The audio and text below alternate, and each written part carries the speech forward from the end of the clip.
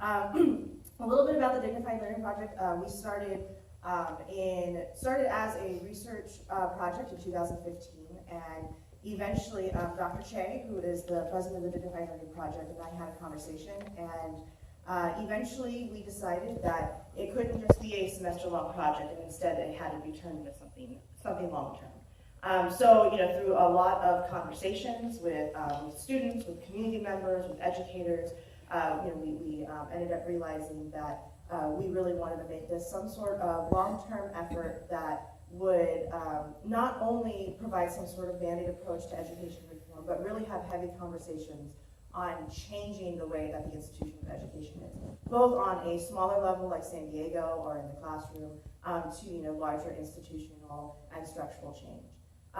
So just to give you a little bit more, we have kind of three areas. We have teacher collaboration, community engagement, and student services.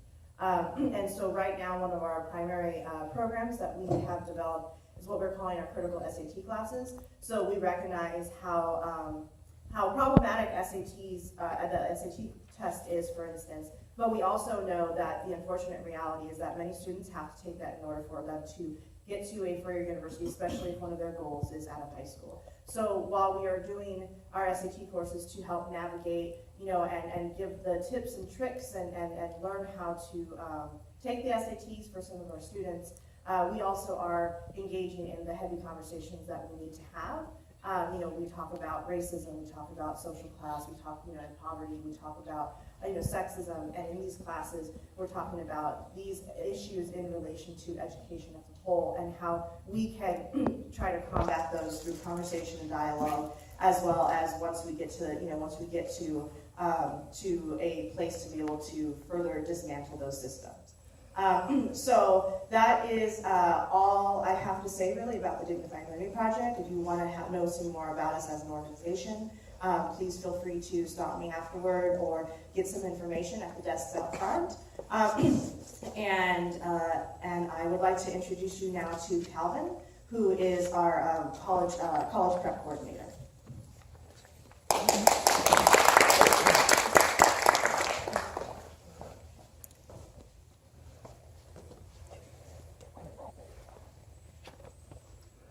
Hi everyone, I have the honor of introducing our keynote today.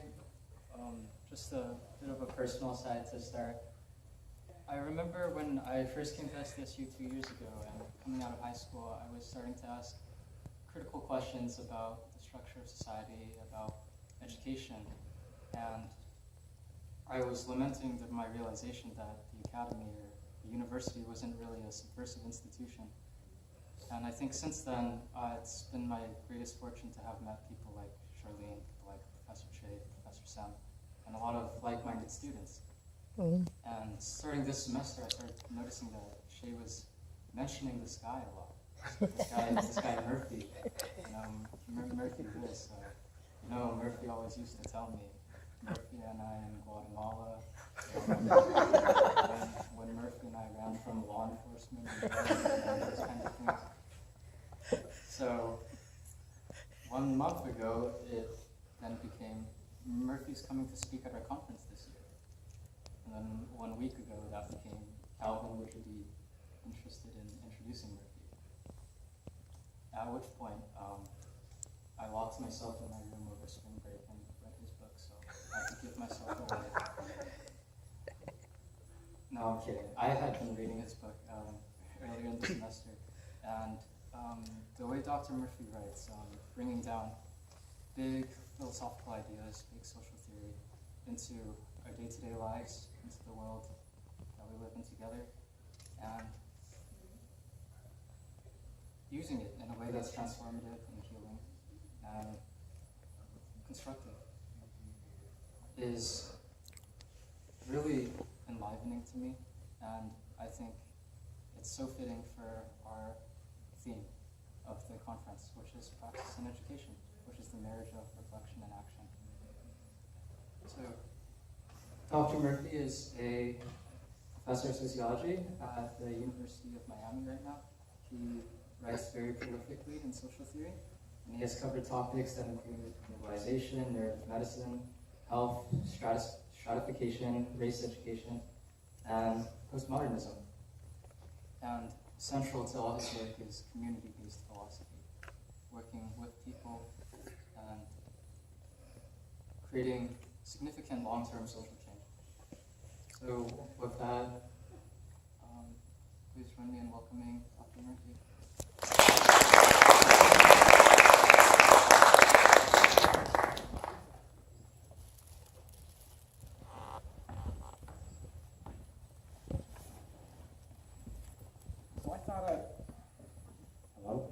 So I thought I would talk a little bit today about community work and the emotional turmoil that results from that, because I assume that most of you are interested in community work and you're working in the DLP, and I guess John wants you to be out in communities, and so I thought I would address this point, because lately I've noticed something, and I'm going to read a little bit to you about this. I figured this was the best way to do it.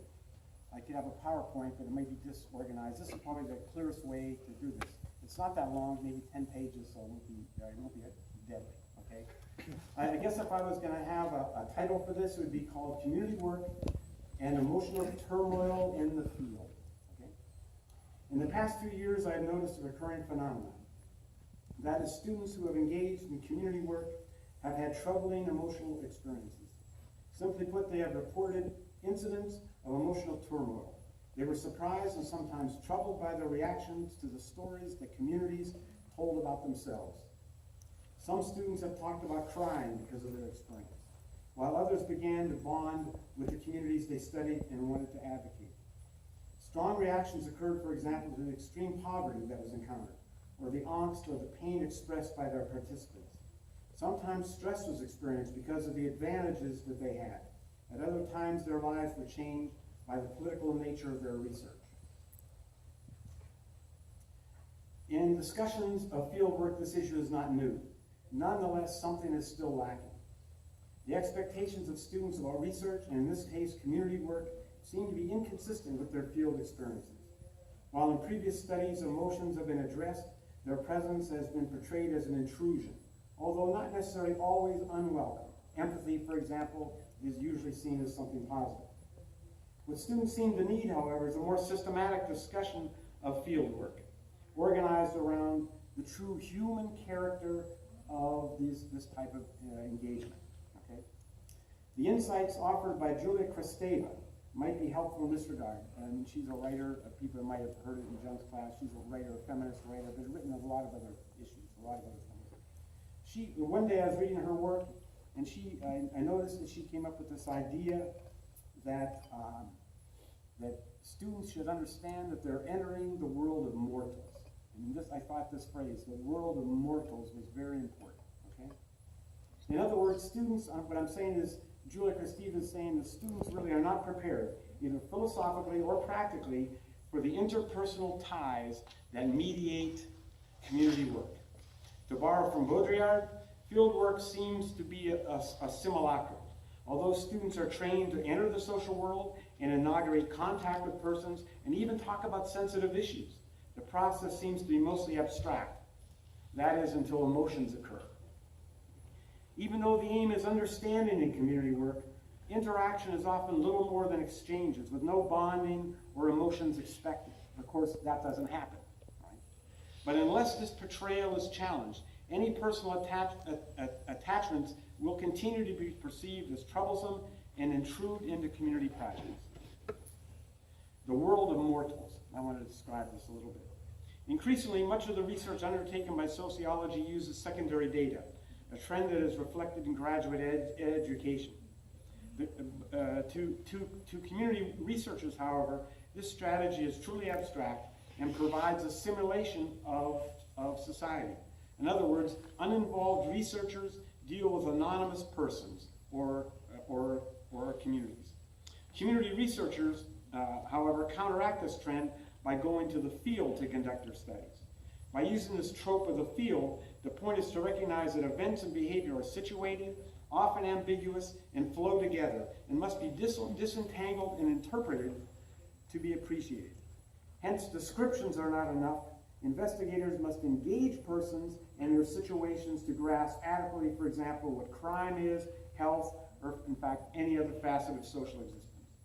To borrow from Julia Kristeva, community work takes place in the world of mortals. This world is not simply a backdrop full of, for example, cultural artifacts or norms. Neither is this situation simply a context, a favorite descriptive of sociologists that helps them to explain behavior events. This world, instead, constitutes a bodily presence, where persons appeal to one another for recognition, opportunity, and fair treatment. In this world, their existence is at stake. And this is one thing, you know, when sociologists talk about the term context, it just really bothers me. I mean, it's a favorite, you know, to try to give insight, but in fact, it's so anonymous, it's so vague, and it strikes me as just, again, one of these attempts to try to be culturally sensitive, but in a completely insensitive manner, okay? But clearly, the field can assume an abstract form.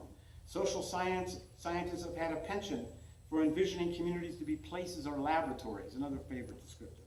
In either case, students can begin to believe that they are entering a natural realm, a social ecological sphere. And that term social ecological, those who are taking course now will recognize that. It's another favorite. The social ecological sphere, comprised of various sectors and the classes of persons who inhabit those domains.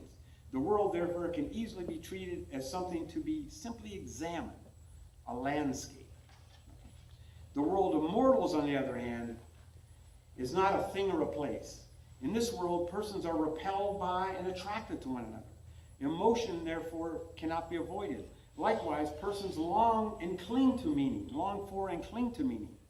They are constantly striving to make sense of their lives. They are vulnerable, according to Kristeva, searching for confirmation. What Kristeva has in mind is that for mortals, every behavior or event involves risk and possibly loss, anxiety, and commitment. So when you enter a community, you're not dealing with a thing any longer, even though there's been a lot of descriptives used in sort of mainstream sociology that suggests that's what you're doing. This is just a bigger thing, okay? For this reason, phenomenologists refer to the field as the life world. In the life world, knowledge is not gained by investigating or probing a respondent. Nothing in the world of mortals is this mechanistic, especially community work. Rather than a place, students are in a domain that is held together by emotion. Therefore, emotional attachments should not be thought as peripheral to research or any other sort of interaction. But is this lesson being learned? Apparently not. Students do not view their emotional responses necessarily as normal. As part of their training, they may be supported and told that emotional reactions are possible, and that community work can change their lives and even themselves. Nonetheless, warning and advising is not necessarily addressed to larger issues. Clearly, this advice is not enough and should be supplemented by a more systemic discussion. But the big idea here is that community work is nothing more than interaction and involves ambivalence, uncertainty, attraction, and of course, never-ending interpretation. What I want to just say is that, there's more to this, but I'm just going to stop here and say, people are familiar with the Clark doll study, you know, in terms of dealing, in the 1950s, it led up to desegregation and so forth, where Kenneth Clark was doing these studies with dolls, and he had black people look at dolls, and he would ask that some dolls were white and some dolls were black, and he asked black kids which dolls were pretty, which dolls were smart, and so forth, and they tended to pick white dolls. I was just talking to somebody the other day who was involved in a study where they had graduate students replicating this study, except with Haitian Americans, or some Haitians and Haitian Americans, and the same phenomenon was happening now, 50 years later, where the students would be asking the kids to pick the smart dolls, beautiful dolls, and so forth, and they were picking overwhelmingly white dolls.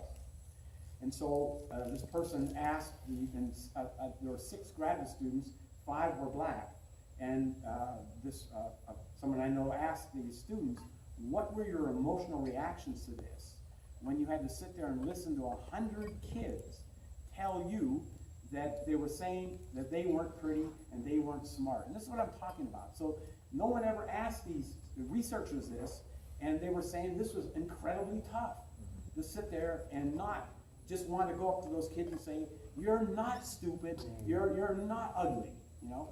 And so this is something that's really people are beginning to recognize there's this whole sort of emotional side, and I'm just using this as one example. I've had students come back and like I was saying here, crying because they were interviewing people who are dying of cancer, you know, and so forth. And so it's just, this is a whole project I'm trying to begin at Miami to try to begin to investigate this and deal with this sort of side of sort of community-based work. It's almost like the unacknowledged side of this, okay? Part of this section is called Interpretation is the Goal. Diversity in fieldwork, despite diversity in fieldwork, there is growing recognition that construction and objectivity is illusion. Real knowledge, however, is discoverable, but the validity of this information rests on experience rather than empirical markers. Dualism is required to support the usual empirical approaches to facts. In other words, facts must be differentiated categorically from interpretation so that these data can be viewed as objective. But dualism is passé in community work, since interpretation cannot be overcome in the pursuit of knowledge. In fact, you're dealing with real people like I've been describing to you. In fact, interpretation is the point. In the world of mortals, all knowledge is mediated by the human presence and the related foibles. Any practitioner who hopes to unearth facts accordingly must intervene in the world and deal with the implications of such interventions. As might be expected, these interventions are laden with emotions. In community work, accordingly, facts should not be treated as accomplishments. The stories people tell about themselves, about their lives, often involve deeply held secrets, sentiments, and deserve respect. These narratives do not merely supplement, but organize the lives of persons and communities. The goal of community work, therefore, is not to gain access to data, as if the only valuable aspect of communities is their empirical imprint, but gaining more sensitive knowledge, however, is an immersion process, dealing with values, trials, and often pain. The message to students is quite straightforward. How could emotions possibly even be avoided? How could people then led to believe this is not a part of this process? This is called philosophical preparation. When informed by dualism, divorcing knowledge from interpretation, establishing a relationship with responses is supposed to be avoided. The standard opinion is that such intimacy, in fact, might shape and distort a project. In the world of mortals, however, discovering knowledge defies this sterile description. Nothing is so disengaged and obvious. Even the early Greeks noticed that nature likes to hide. And certainly the stories persons tell about themselves and their communities cannot be taken literally. Symbolism is also always at play. Human agency is always operative. What the authors of these narratives intend lurks behind metaphors and allusions. Mortals, in other words, speak and misspeak, often rethink and reinvent what they have said, and often risk clarity to make a point. In fact, clarity may be the wrong goal of interaction. Instead, the stories of persons must be engaged to make sense of these expressions. Hence, a relationship is required to make sense of data. Students should thus expect emotional entanglements. Indeed, stories may be alluring or inspiring, but they are never neutral, something simply to be processed. There may be attraction or revulsion, anger or agreement, but rather than neutral, truth-telling is always emotional and affects the participants. The dialogical maneuver, this is what I'm saying, has to be done here. People have to begin to learn when they go to the field to engage in dialogue. Accordingly, community work is clearly an interpersonal activity. At the heart of this work is dialogue, a particularly, in fact, risky relationship. According to Hans Gadamer, through dialogue, persons are confirmed. But this association extends way beyond simply interaction or even interpersonal concern. Specifically, what persons have to say must be understood in its own terms without preconditions. But to accomplish this aim, community workers must enter the world that is defined and constructed by communities. As should be noted, a new level of intimacy must be achieved. This world may be strange, even bizarre, or possibly compelling. A problem such as discrimination and the accompanying indignities may be experienced by a community worker for the first time. And thus researchers may express fear or dismay or even offer advocacy as an expected outcome of dialogue. In fact, confirming persons require such responses. At the root of dialogue is emotion that brings this sort of relationship to fruition. That is, when persons are confirmed, they may be accepted or challenged and sometimes defended, but a non-response is unacceptable. In other words, dialogue is a responsible association that requires a lot from the participants. Through dialogue, an association is established that is deep and often life-changing and extends to the core of persons. World entry. We're almost getting to the end. World entry. A classic viewpoint fostered by a Chicago sociologist is that an urban landscape or community is a laboratory. But entering the field is not safe, like traversing a lab. The unexpected may occur, a hypothesis may not be confirmed, but a laboratory does not make demands or invite dialogue. If students think that they are entering a laboratory to gather data, they are adopting an inappropriate descriptive for community work.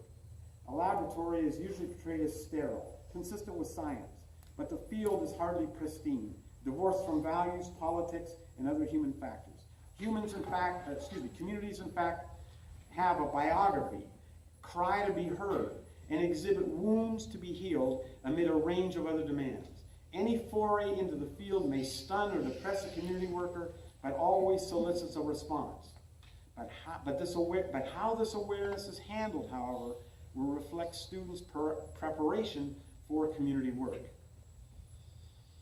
This section, next to the last section, is called a broader preparation. So here my colleagues and I so far are thinking about a couple ways that dealing with this issue could be introduced into methodology classes and other preparation people have. In the world of mortals, interactions and the accompanying attachments are unavoidable. The field is basically an intersubjective domain full of appeals and rejections. Therefore, when teaching methodology, but especially community work, several points should be kept in mind. First, emotions should not be treated as a problem to be managed. In this regard, emotions are not an anomaly or a threat to the rigor of research. When treated in this way, the presence of emotions represents a personal slip-up, a lack of care, or a methodological failure. The point of addressing emotions accordingly is to minimize any damage to a project. The thrust of this portrayal is that emotions need to be avoided as much as possible. This approach must be replaced by one that recognizes the inevitability and importance of emotion in human interaction and thus community work. Following this characterization, second, emotions should not be treated as a subunit of a course often linked to ethics. The not-so-subtle message to students is that emotions are a sideshow and not necessarily central to the production of knowledge.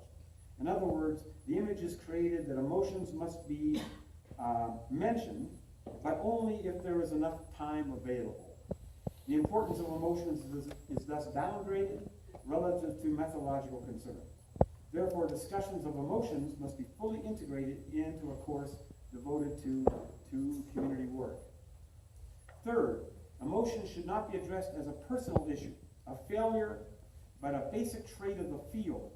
For example, an emotional response is not to be expected merely from say, particular students who may have a particular personality. Such reductionism blames practitioners for something that mediates community work. Emotions, in other words, should not be treated as accidents, but as a constant, normal, and even maybe desirable presence. And last, that emotion should be illustrated to be a facet of every facet of a project, even those that seem to be mostly technical.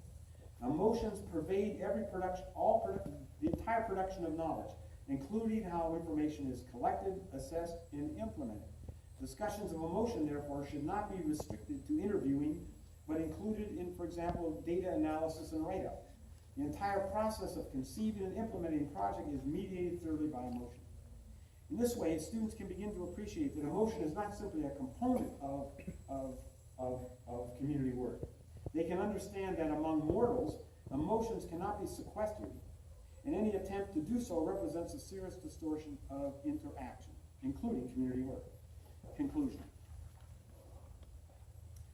The general idea here today is that a new approach is needed to dealing with emotions, so that sociologists and students are prepared properly to enter the field and conduct projects. In this regard, Julia Kristeva's notion of the world of mortals may be helpful. Rather than a laboratory or some contrived realm, researchers or practitioners must understand that they are entering a thoroughly emotional domain.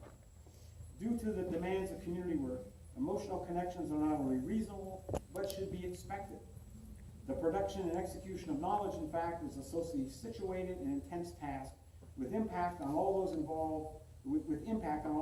involved. Emotions have never been an adjunct to research or other community activities, although attempts have been made regularly to maintain this image. With this new understanding, perhaps researchers and practitioners will be better trained to enter the field and engage communities. In the world of mortals, stoics are rare, even if they masquerade as scientists. When persons are truly, authentically engaged in community work, important knowledge may be revealed, but the emotional cost of this process cannot be avoided. At the same time, however, emotions are more than a cost. Even when painful, emotions that flow from the connections with communities can bring growth, satisfaction, and in the end, hopefully, relevant knowledge. So that's it.